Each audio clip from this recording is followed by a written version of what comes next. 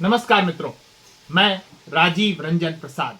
पिछले दिनों संसद में एक वरिष्ठ राजनेता द्वारा चक्रव्यूह और पद्मव्यूह को एक ही उद्धृत किया गया। हिंदी भाषा का सामान्य से सामान्य विद्यार्थी भी बता सकता है कि चक्र और पद्म दो अलग अलग वस्तुएं हैं और उनका आकार और संरचना भी भिन्न भिन्न है। महाभारत के महायुद्ध में चक्रव्यूह और पद्मव्यूह दोनों का ही पृथक पृथक संदर्भ प्राप्त होता है। इसी के दृष्टिगत मैं कहना चाहता हूं कि वह महाभारत हो, रामायण हो अथवा कोई अन्य प्राचीन भारतीय वाङ्मय, इससे संदर्भों को ग्रहण करते समय हमें पर्याप्त सावधानी रखनी चाहिए। गलत उद्धरण भ्रम उत्पन्न करते हैं और ग्रंथों की विश्वसनीयता तथा प्राचीन ज्ञान का मखौल उड़ाने वालों को बल प्रदान करते हैं। इस भूमिका के साथ अब बात करते हैं महाभारत युद्ध में जो व्यूह रचनाएं बनाई गई वे कैसी थी, तथा इसी परिप्रेक्ष्य में हम चक्रव्यूह और पद्मव्यूह पर विशेष रूप से बात करने जा रहे हैं। प्राचीन भारतीय युद्ध कला का महत्वपूर्ण हिस्सा रहे हैं व्यूह। उन दिनों आक्रमण कब किस दिशा से हो कहा नहीं जा सकता था, इसलिए पुरा पुस्तकें कहती हैं कि यदि शत्रु के पीछे से आक्रमण करने का अंदेशा हो तो शकट व्यूह का निर्माण किया जाए।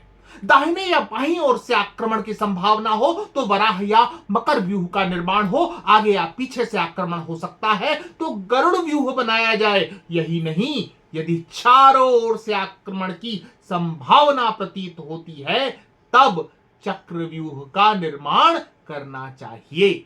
इसी आलोक में महाभारत काल के कुछ महत्वपूर्ण व्यूह और उनकी निर्माण पद्धतियों पर हम चर्चा करते हैं। महाभारत युद्ध 18 दिवस तक चला। इस युद्ध में आरंभिक 14 दिन तो दोनों पक्षों की ओर से किसी न किसी तरह के व्यूह रचना का उल्लेख मिल जाता है, लेकिन इसके बाद जैसे जैसे दोनों ओर की सेनाएं क्षीण होती चली गई, युद्ध के परिणाम एक ओर झुकने लगे। लगभग अराजकता जैसी स्थिति निर्मित हो गई थी। अंतिम 4 दिनों में भी युद्ध हुए, लेकिन कमोबेश किसी व्यूह विशेष का उल्लेख नहीं मिलता है। पांडवों द्वारा जो व्यूह रचनाएं की गई वे हैं वज्र व्यूह, क्रौंच व्यूह, अर्धचंद्र व्यूह, शेन व्यूह, मकर व्यूह, श्रृंगाटक व्यूह, दुर्जेय महाव्यूह, मंडल अर्ध व्यूह तथा अर्धचंद्र व्यूह। इन व्यूहों के समानांतर कौरवों द्वारा निर्मित किए गए व्यूह थे सर्वतोमुखी व्यूह, गरुड़ व्यूह, व्याल व्यूह, मकर व्यूह, महाव्यूह, सर्वतोभद्र व्यूह, शकट व्यूह, सुपर्ण व्यूह, चक्र व्यूह तथा चक्र शकट व्यूह। प्रायः सभी व्यूह ऐसे हैं जिनकी संरचना कैसी होगी इनके नाम से ही समझा जा सकता है। यहां ध्यान देने योग्य बात है कि महाभारत के युद्ध में 18 दिनों के अंतर्गत बनाए गए सभी व्यूहों में कमल अर्थात पद्म व्यूह का उल्लेख नहीं आता है। तब इसका प्रयोग और रचना कब हुई थी जानते हैं, लेकिन पहले कुछ महत्वपूर्ण व्यूहों का उदाहरण लेते हैं। तत्पश्चात मूल विषय अर्थात चक्रव्यूह और पद्मव्यूह पर हम बात करेंगे।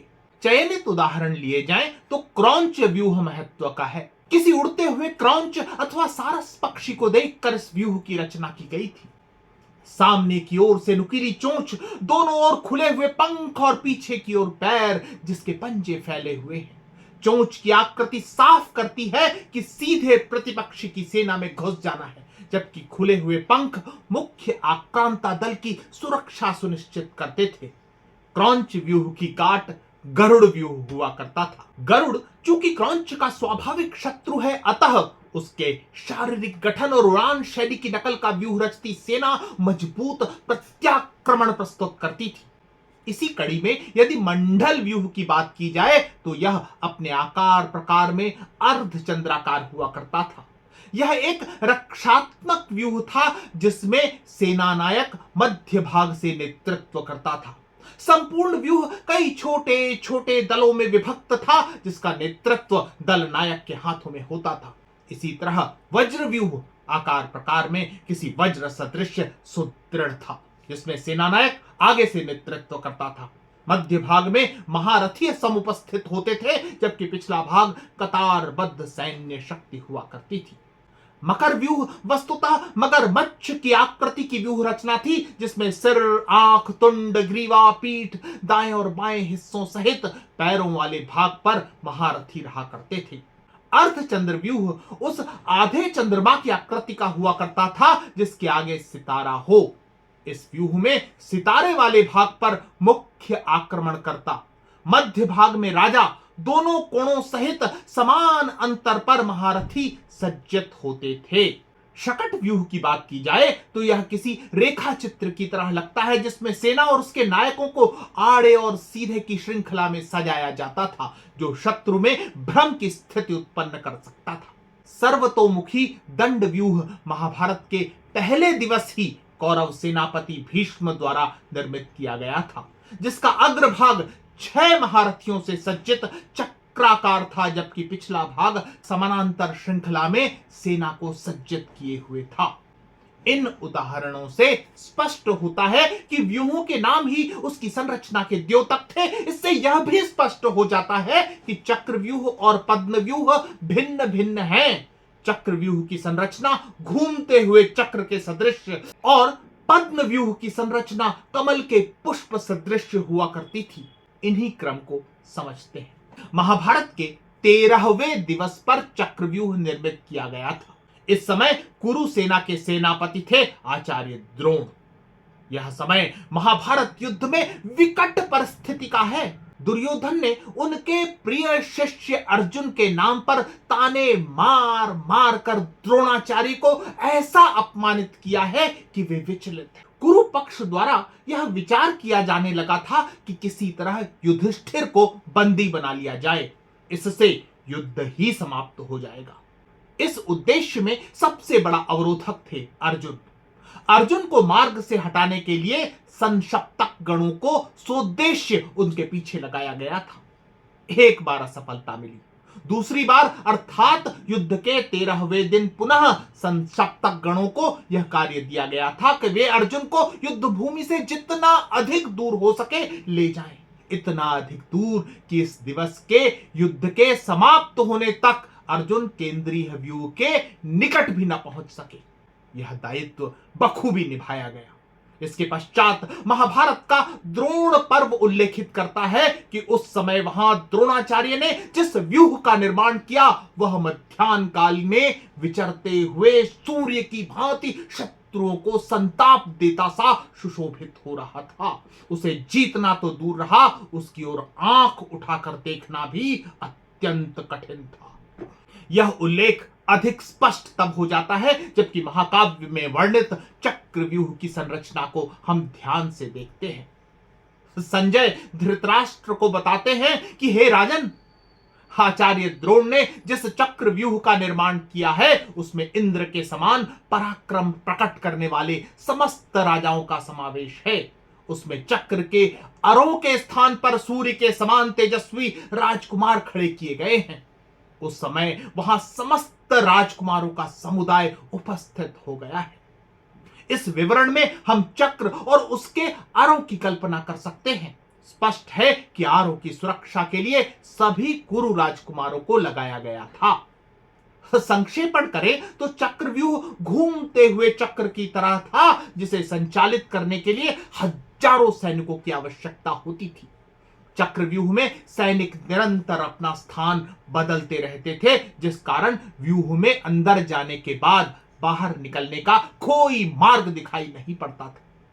चक्रव्यूह में सैनिकों की 7 सुरक्षा पंक्ति अथवा द्वार थे।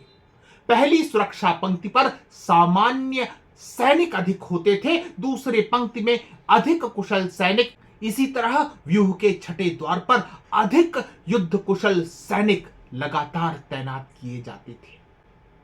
चक्रव्यूह के 7वें द्वार पर महारथी तैनात होते थे। चक्रव्यूह को समझने के लिए उसकी कुछ विशेषताओं पर गौर करते हैं। हम सभी ने वह खिलौना बचपन में अवश्य देखा होगा जिसमें हम लोहे के छर्रे को गोलाकार मार्ग में ध्यानपूर्वक मध्य भाग तक ले जाने का प्रयास करते हैं। उस लोहे के छर्रे का मध्य भाग तक पहुंचना जितना कठिन होता है, बाहर निकालना उतना ही दुष्कर कार्य है। ऐसा इसलिए क्योंकि इसमें भीतर प्रवेश करने और बाहर निकलने का मार्ग एक ही होता है। यह किसी लक्षित योद्धा को घेर कर मार डालने का मकड़ जाल जैसा व्यूह है, जिसमें सैनिकों की 7 सुरक्षा पंक्ति हुआ करती थी। चक्र व्यूह में सैनिकों को चक्र की तरह चलायमान रखा जाता था। इसमें जैसे ही किसी योद्धा अथवा सैनिक की मृत्यु हुई, तत्क्षण ही उसका स्थान उसी तरह का, उसी दक्षता का दूसरा सैनिक ले लेता था, जिससे कि प्रतिपक्षी को अपने द्वारा की जाने वाली शत्रु हानि का पता ही न चले। लाल रंग की वेशभूषा वहां सभी सैनिकों के लिए अनिवार्य थी। इससे शत्रु भ्रमित हो जाया करता था। व्यूह में फंस चुके योद्धा ने यदि 6 चक्रों के 6 द्वार तोड़कर 7वें में प्रवेश कर भी लिया, तो वह वास्तविक कठिनाई के सामने स्वयं को पाता था। यही आखिरी द्वार अभिमन्यु के लिए भी मृत्यु द्वार सिद्ध हुआ था, क्योंकि इसी में प्रवेश के बाद जो महारथी क्रम से खड़े किए गए थे, वे थे अश्वत्थामा, कृपाचार्य, शकुनी, दुर्मुख, दुःशासन, द्रोणाचार्य, दुर्योधन, विकर्ण, सुकर्ण और कर्ण। अब पद्म व्यूह की बात कर लेते हैं। पद्म व्यूह का उल्लेख सीधे सीधे इसलिए नहीं होता क्योंकि इसका निर्माण व्यूह समूह के रूप में अथवा संयुक्त रूप से अनेक प्रकार की व्यूह रचनाओं को मिलाकर किया गया था। स्मरण कीजिए उस व्यूह को जिसका भेदन अर्जुन भी नहीं कर सका। संज्ञान में ले कि चक्रव्यूह के प्रथम द्वार पर जयद्रथ खड़ा था, जिसे एक दिवस सभी पांडवों को पराजित कर देने का वरदान प्राप्त था। अभिमन्यु के चक्रव्यूह में प्रवेश करते ही प्रथम द्वार बंद हो गया तथा पांडव सेना जयद्रथ रक्षित द्वार का भेदन कर भीतर प्रवेश नहीं कर सकी। इसीलिए अभिमन्यु की वीरगति का दोषी जयद्रथ को मानते हुए अर्जुन ने यह प्रण किया कि सूर्यास्त से पहले वह उसका वध कर देगा। इसी को देखते हुए द्रोणाचार्य ने युद्ध के 14वें दिवस बहुत ही रुचिकर व्यूह बनाया था, जिसे कई व्यूहों का समन्वित कहा जा सकता है।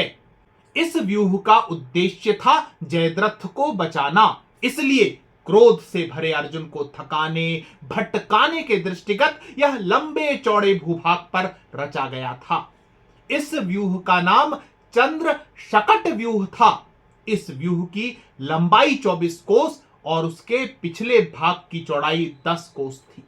द्रोणाचार्य ने स्वयं रथी, घुड़सवार, गजपति, पैदल चलने वाले शूरवीर योद्धा और अनेक पराक्रमी राजाओं को चुनकर यथा योग्य स्थानों पर स्थित करते हुए चक्र शकट व्यूह बनाया था। महाकाव्य के अनुसार द्रोणाचार्य ने चक्र शकट व्यूह के पिछले भाग में पद्म नामक एक गर्भ व्यूह बनाया था, जो अत्यंत दुर्भेद्य था। पुनः रेखांकित करें कि चक्र व्यूह के अगले दिन जिस संयुक्त व्यूह की रचना की गई, उसके पिछले भाग में कमल अथवा पद्म व्यूह बनाया गया था। इस व्यूह की रचना चक्रव्यूह की भांति किसी को घेर कर मारने के लिए नहीं, बल्कि जयद्रथ का जीवन बचाने के लिए की गई थी। इसी पद्म व्यूह के मध्य भाग में सूची नामक एक गूढ़ व्यूह और बनाया गया था। सूची मुख व्यूह के प्रमुख भाग में धनुर्धर कृतवर्मा को खड़ा किया गया था। विशाल सेना के साथ स्वयं राजा जयद्रथ सूची व्यूह के पार्श्व भाग में खड़ा था। महाकाव्य महाभारत के अनुसार यह अनुपम व्यूह था, जिसे 14 दिनों के युद्ध में पहले कभी न देखा गया न ही सुना गया। चक्र शकट व्यूह की रचना कर सभी संभावित आक्रमण से जयद्रथ की सुरक्षा का पूर्ण रूप से ध्यान रखा गया था। यह व्यूह अभेद्य और अप्रवेश्य था। यद्यपि अर्जुन ने अद्भुत साहस और युद्ध कौशल से इस व्यूह का भेदन करने का प्रयास किया, किंतु वह किसी भांति जयद्रथ तक नहीं पहुंच सका। केवल भगवान श्री कृष्ण की सहायता से जयद्रथ को गुप्त स्थान से बाहर निकालकर ही उसका वध किया जा सका था। कथनाशय यह है कि कौरव सेनापति द्रोणाचार्य द्वारा महाभारत युद्ध के 13वें दिन चक्रव्यूह का निर्माण किया गया, जबकि 14वें दिन चक्र शकट व्यूह के अंतर्गत पद्म व्यूह का निर्माण किया गया था।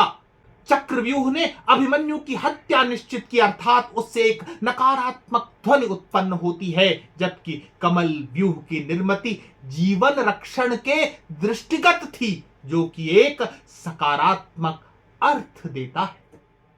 मित्रों, आज इतना ही। फिर मिलता हूं ऐसे ही किसी ऐतिहासिक संदर्भ के साथ। अगर आपको मेरा ये चैनल पसंद आ रहा है तो कृपया इसे सब्सक्राइब करें।